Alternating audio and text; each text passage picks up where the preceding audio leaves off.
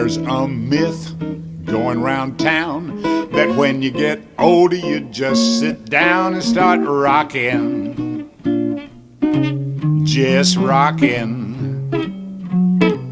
In a way that's true, if you know what I mean. Just take a look at the senior scene. Well, it's rocking. Yeah, it's rocking. We're pulling our weight, learning the code, clicking our heels, sharing the load, and every so often we're hitting. This time we'll hear from Janice Tyler, Director of the Department on Aging. The Department on Aging is delighted to announce that we are the recipients of a $900,000 Alzheimer's Disease Initiative Specialized Support Services Grant, which will be administered over the next 3 years. Thank you. Thank you. Very excited for our county. There are several reasons why this grant is so significant for the older adults in Orange County. According to Us Against Alzheimer's, an estimated 5.1 million people over age 65 and older are living with Alzheimer's disease. This is the most common form of dementia, and in the next 10 years, the number is expected to reach 7.1 million persons. Nearly 60% of people with dementia live on their own in their communities, and 1 in 7 live alone, creating an urgent need for communities to support those with dementia along with their caregivers. Recognizing the growing need to address Alzheimer's disease and its effect on our state, Governor Pat McCrory established the Task Force on Alzheimer's disease and related dementia to develop North Carolina's Alzheimer's Disease Action Plan. Closer to home, Orange County has over 24,000 people who are 60 years and older, and 2,500 of those residents can be expected to be affected directly by Alzheimer's and related dementia. Orange County has many of the elements of a dementia-friendly system. However, we still have needs for expert consultation and resources to expand and improve services for individuals, Orange County, for organizations, and the community at large. We have gaps in our ability to provide in-home services tailored to the needs of caregivers and persons with dementia, including those with intellectual and developmental disabilities. Direct care workers often lack knowledge and skills to provide caregivers and persons with Alzheimer's disease or other dementias person-centered care in the home setting. Lastly, although our community is known for embracing diverse groups, specific training that focuses on dementia experience is greatly needed. These are the reasons we are so excited to receive this grant to address each one of these needs. The quality of life for this sector of our population will improve immensely as a direct result of these federal dollars. To talk about the federal and state effort is Mark Hensley. He's the Alzheimer's Support Specialist and State Project Care Director. Good morning. I bring you greetings from the Office of the Governor and the Department of Health and Human Services. I am the State Alzheimer's Specialist with the North Carolina Division of Aging and Adult Services, and it is my pleasure to be here today to recognize this great community and this great organization. I don't believe anyone quite understands the magnitude of this award. Orange County has received one of only a handful of grants supporting change in the community to become dementia friendly. Not only are they a visionary in North Carolina, trailblazing far ahead of any community that we know of in North Carolina receiving a sizable grant to create dementia friendly communities. They are also in the country one of 15 that are moving toward a dementia friendly community, which is an initiative announced at the Summer White House Conference on Aging. And this is a federal initiative that will move throughout the country, recognizing that we all have a hometown, recognizing that federal and state funding cannot meet all of the demands of an aging population. Dementia crosscuts all ages. It is a public health crisis, it is a mental health crisis, and it is affecting all families across the country. Everyone wants to stay at home in their hometown. So in response to this, Orange County is taking a bold leap, and we 100% support this initiative. It is highlighted in our state Alzheimer's plan, which will be published in March 2016. This is in partnership with the North Carolina Institute of Medicine, AARP, Leading Age, and many, many other partners, including the Alzheimer's Association in North Carolina and Alzheimer's North Carolina. A dementia-friendly community recognizes that people are part of a community and they want to age in place. We are happy to be part of that change and support Orange County as they move forward with this sizable grant, and also recognizing that businesses are where people not only work, but also where they participate in a community, and recognizing and not hiding the stigma around dementia is one of the goals of a dementia-friendly community. So it is my pleasure to now turn over the microphone to the Board of County Commissioners member here in Orange County, Mr. Earl McKay.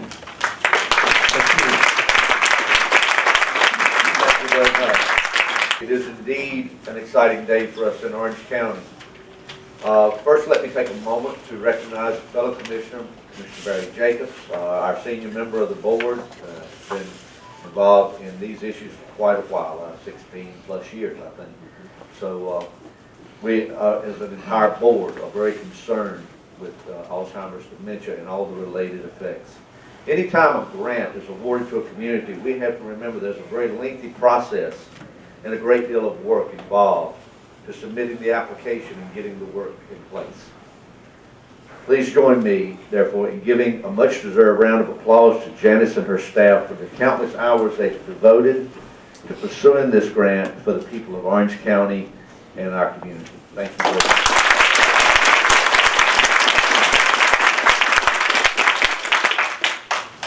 The funds for this grant will specifically target caregivers and residents with Alzheimer's and related dementias. This money will enable the county to expand services and support, and we want to do all we can to assist these individuals and their caregivers, and also their friends and families, to reduce isolation and improve their quality of life. Last spring, even before receiving the grant, Orange County and the business community recognized the need to promote better understanding of and respect for those with dementia and Alzheimer's. In response to that need, the Dementia Friendly Business campaign was conceived to make Orange County a welcome and supportive community for all. And I'm happy to officially announce the launch of the Orange County Dementia Friendly Business campaign. Our county manager, Ms. Bonnie Hammersley, supports this initiative. She is committed to ensuring all county employees will receive training to identify the special needs of the dementia community. And the Dementia Friendly Business campaign is placing Orange County on the map as the first initiative of its kind in North Carolina. On a personal note, at my age, I'm not afraid of very much anymore, but losing my mental facilities is something I am deathly afraid of. And I'm sure that other folks in this room, besides myself, have had friends or family members that have been affected by this, what I'll refer to as a disease. It affects not only that person affected, it affects their family, it affects their friends, it affects their community. So to tell us more about this is Lorenzo Mejia, originator of the Dementia Friendly Business campaign in Chapel Hill and the owner and co-sponsor Acorn Home Services. And thank you. My idea for a Dementia Friendly Business community began over a year ago.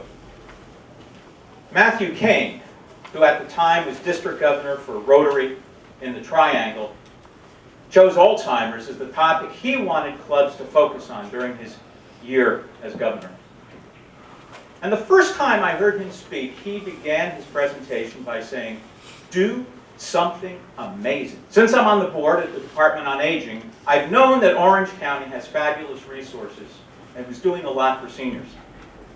And as a dementia care specialist, I'd long been aware of the Dementia Friendly Initiatives taking place in Europe. And I asked myself, what if we could combine the resources at the Department on Aging with the passion for service and the connections in the business community that Rotary Clubs provide? Today, we are launching something amazing. The Dementia Friendly Business Initiative trains local businesses in what dementia is, how to recognize it, and how to interact with customers that might have it. Now this is huge. If salespeople appreciate that big menus with lots of options can be intimidating, or that a credit card terminal is daunting, it can have a profound impact on how people experience that business. It's a place they'll feel comfortable visiting, and they're going to tell their family and friends. Now it's our goal that this logo will be recognized across the county as a symbol of businesses that care and want to make themselves accommodating to folks with dementia. If you know a business that should be certified, ask them to contact us. Here's how the process works. The manager or owner signs a pledge committing their customer-facing people to attend an awareness training. It takes about 90 minutes. We conduct it at the place of business. It incorporates both video as well as a discussion of things they can do to become more dementia friendly. 10 businesses across the county signed up to be our partners in this pilot phase. During this period, we're training them and also learning how we can make the process as effective as possible. And then in the new year, with the funding of that fabulous grant, as well as the support of our local Rotary clubs, we'll continue to roll this out to many more businesses. I would like to recognize the businesses that have already committed to training. I'll read their names. Fidelity Bank of Chapel Hill, the Animal Hospital of Hill-Carrboro, Hill-Carrboro Family Pharmacy, the Law Office of Colin Austin in Hillsborough, the Maitland Law Firm of Chapel Hill, Jersey Mike's, Walgreens, the Chapel Hill-Carrboro YMCA, the Chapel Hill Public Library, and Cameron's Gift Shop in Carrboro. 5 of these businesses have been trained, and others will be trained as soon as we can coordinate schedules. And now I'd like to pass the mic to John Perry, a friend of mine, a Rotarian, and a senior vice president at the Fidelity Bank in Chapel Hill, one of the first businesses to become dementia friendly. Fidelity Bank is new to Chapel Hill. We've got a loan production office over at Europa Place, and Lorenzo approached me and said, would you be willing to go through the training? And I said, sure. After going through the training, we feel like that we can address our customers' needs, identify those with dementia better. Dementia is one of those things, other physical handicaps, folks in wheelchairs, we try to address, but people come in with dementia, and sometimes there's no real sign that they have the disease. Becoming a dementia-friendly business is the right thing to do. Thank you. My name is Aaron Nelson. I'm the president of the Chapel Hill-Carrboro Chamber of Commerce. Incredible praise to the folks that are leading this initiative. Chapel Hill and Orange County get a lot of the best of. #1 place to live and work and play and learn and raise your family. But it's an incredible honor when your best of is best. The federal government recognizes and gives you $1 million almost in order to recognize that we were the best proposal and the best place to do this kind of work. The business community stands in partnership. We look forward to actively partnering with the Rotary and with the folks at the Department of Aging and spreading the word about this certification. You've made a list of 10. I'll add the Chapel Hill-Carrboro Chamber of Commerce as the 11th business committed to be a part of this partnership. Our organization has 1,200 small businesses and nonprofits in our membership and employ about 80,000 people in this general area, and we're looking forward to introducing them to this and to following the footsteps of John Perry and his team. We know that every customer deserves to be treated with respect and dignity. We know that as employers we can do a better job taking care of family and caregivers that need to be spending time with their family and supporting them. Congratulations and thank you, and I am honored to be here. But maybe most excited about introducing Bobby Gersten, who has the title of the oldest living car heel, the oldest living graduate of the University of North Carolina at Chapel Hill in the state of North Carolina from the class of 1942, Bobby Gersten.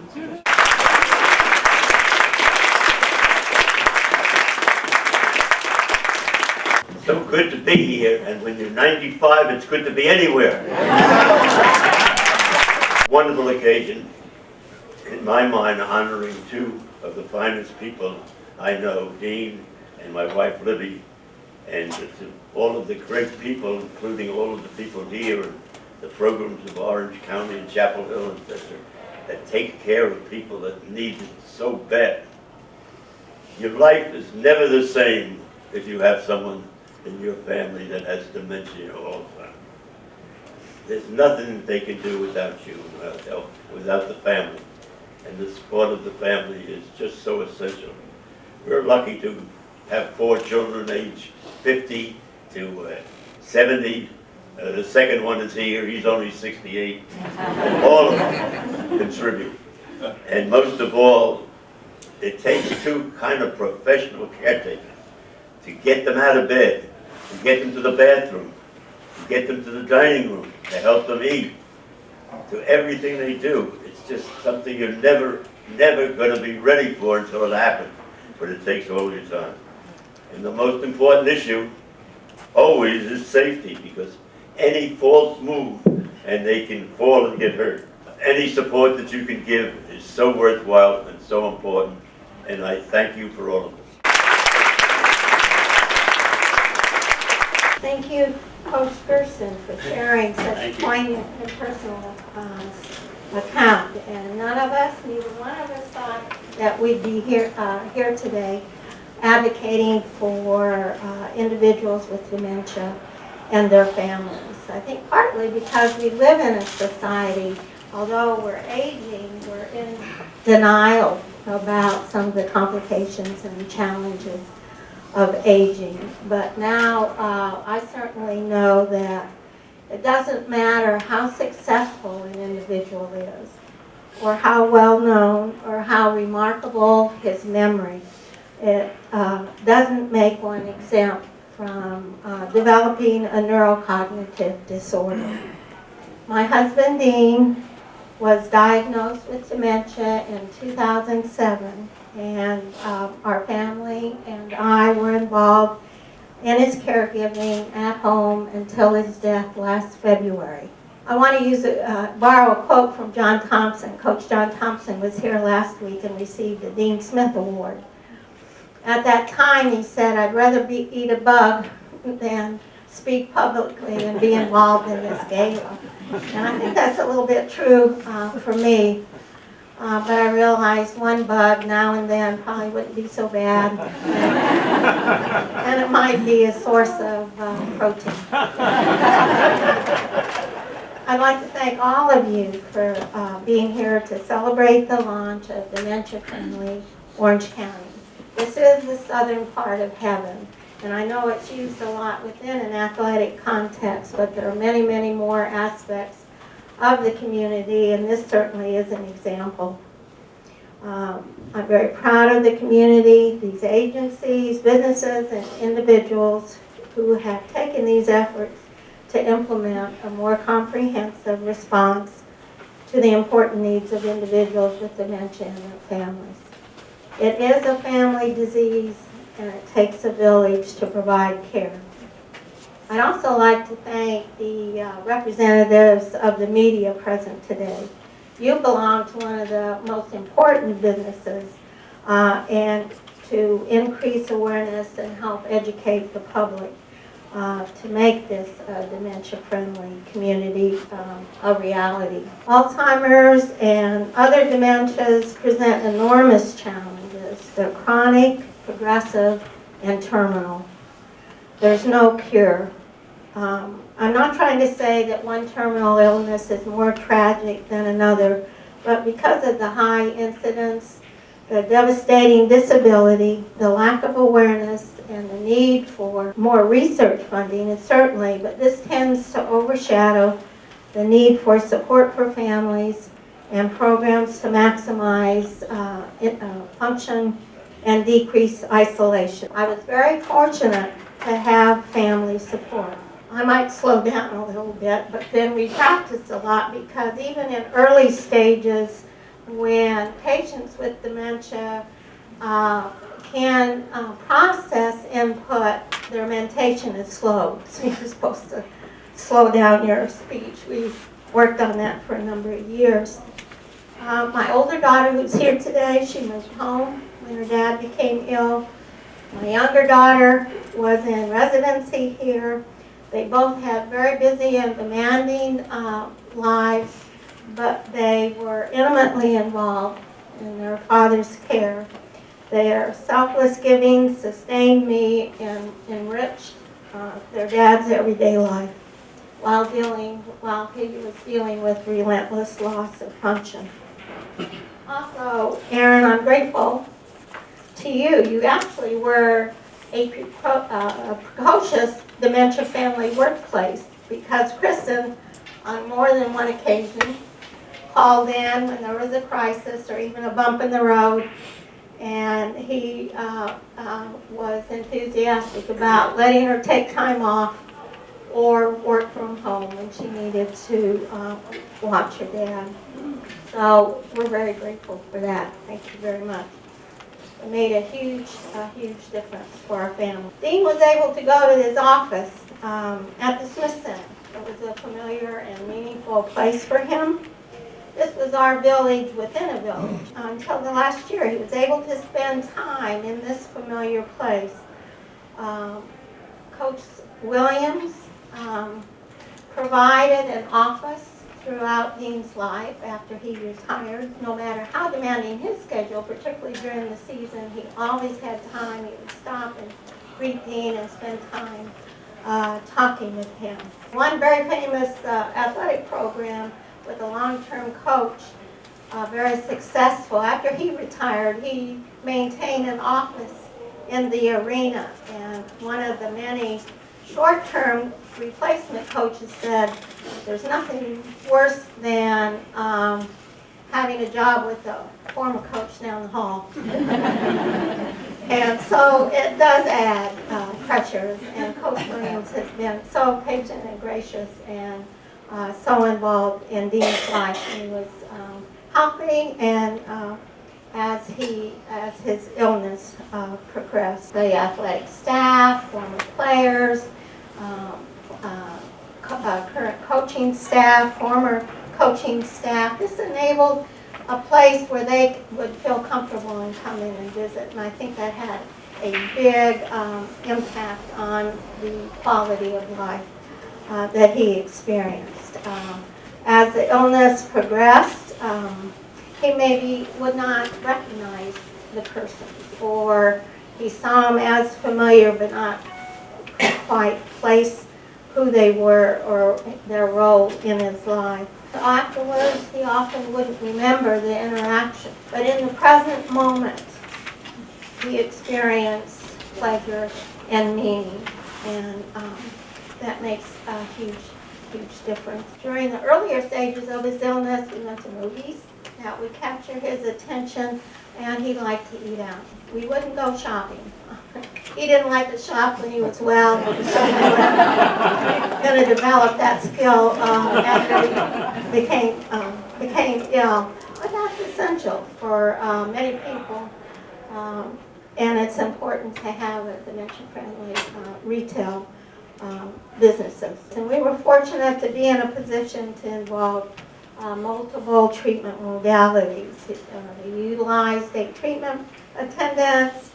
We utilized music therapy in the home. There was music therapy outside the home. This is one of the, I think I can't overemphasize the importance of music, because they retain that ability. It reaches the heart and renews memory much longer than some other stimulation. That's an area where we had volunteers come to the home, play music, downloaded all his favorite music on iPods.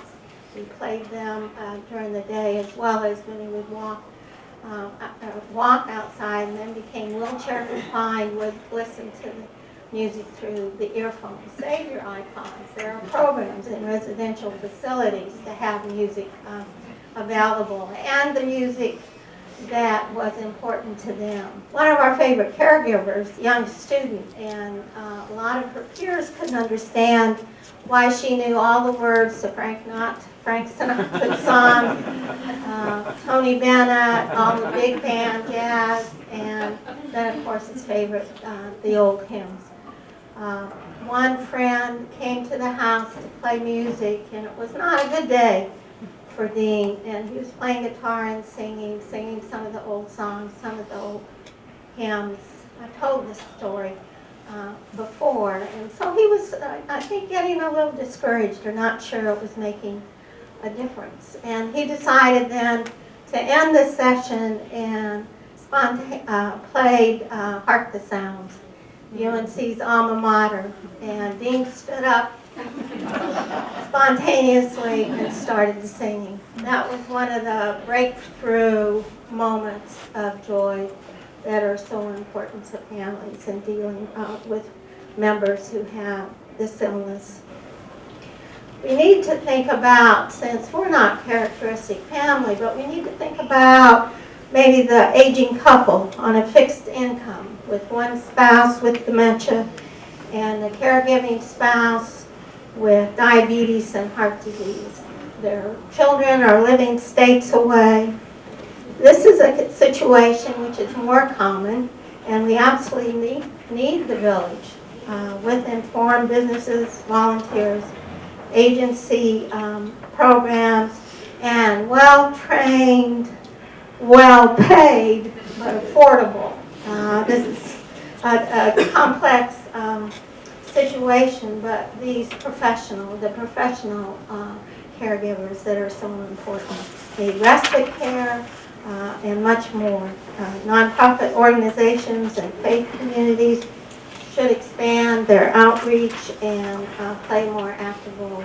We need more support groups. A different support group introduced one of the members as, "This is my best friend who I wish I never met." And that's so true. They become regret the reasons that brought us together, but our being together has been very vital and sustaining to family members. I want to thank the Department on Aging, the East Chapel Hill Rotary Club, and Acorn Homecare for partnering to launch this community effort. I salute the businesses that are making the investment for the staff to go through training. Ending with a quote, "There is a light in this world, a healing spirit more powerful than any darkness we may encounter, that will emerge through the lives of ordinary people who hear a call and answer in extraordinary ways." Thank you.